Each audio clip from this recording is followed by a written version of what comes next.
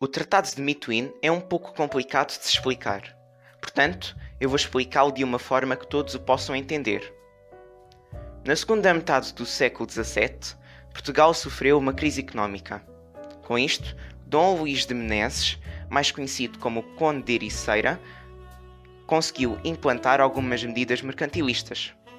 Só que os ingleses não gostaram dessas mesmas medidas e começaram a importar vinho francês. Com isto, em 1703, Portugal e Inglaterra assinaram o Tratado de Mituín. Com este tratado, os tecidos ingleses entravam livremente em Portugal, enquanto que o vinho português era pago a menos de 1/3 em relação ao vinho francês.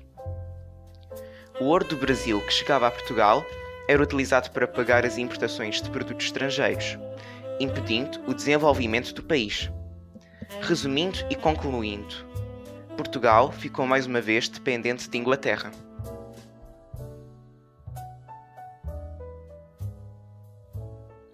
Nesta história alternativa, podemos remover o Tratado de Mituín à vontade, já que a burguesia portuguesa era autodidata o suficiente para manter a economia a funcionar, limitando assim a intervenção do Estado na economia. Com isso, os ingleses continuariam a importar o vinho português.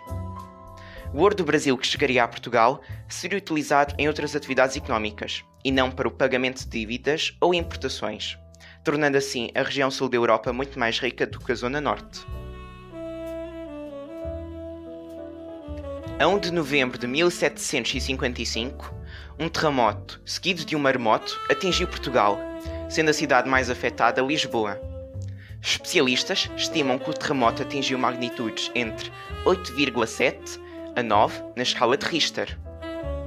Sebastião José de Carvalho e Melo, mais conhecido como Marquês de Pombal, implantou a famosa medida de enterrar os mortos e cuidar dos vivos, para além de ter dado continuidade à política mercantilista do Conde de Ericeira.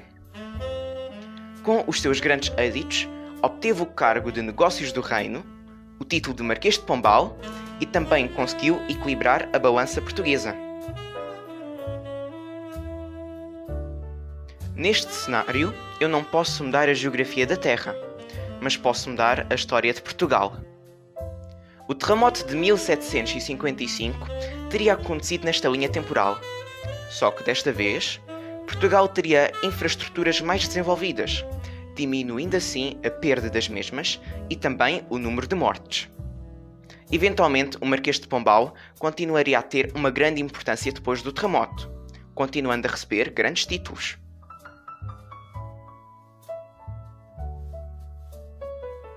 Em 1806, Napoleão Bonaparte, imperador da França, decretou o bloqueio continental, que consistia em proibir o comércio com as Ilhas Britânicas, de modo a destruir a sua economia.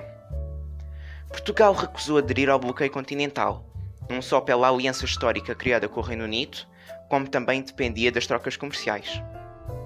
Como resposta, França e Espanha invadem Portugal. Para a segurança da família real e das cortes, fogem para o Rio de Janeiro, no Brasil. Com o apoio do exército britânico, foi possível derrotar o exército inimigo, e, em 1811, os franceses abandonam definitivamente Portugal. Só que Portugal ficou em ruínas. E 11 de outubro de 1820, Portugal torna-se uma monarquia constitucional. 2 anos mais tarde, o Brasil declara a sua independência de Portugal. E, de 1831 a 1834, ocorreu a Guerra Civil Portuguesa entre Dom Pedro IV, liberal, e o seu irmão Dom Miguel, absolutista.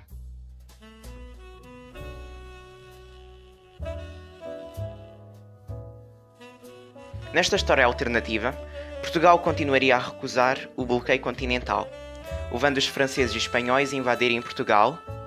Por segurança, a família real e as cortes continuariam a ir para o Brasil. Já em Portugal, o exército português ofereceria uma grande resistência para com os invasores, mas não por muito tempo, pois necessitariam do apoio do Reino Unido. Quando o Brasil se tornasse independente, o chefe de Estado seria possivelmente Dom Pedro IV.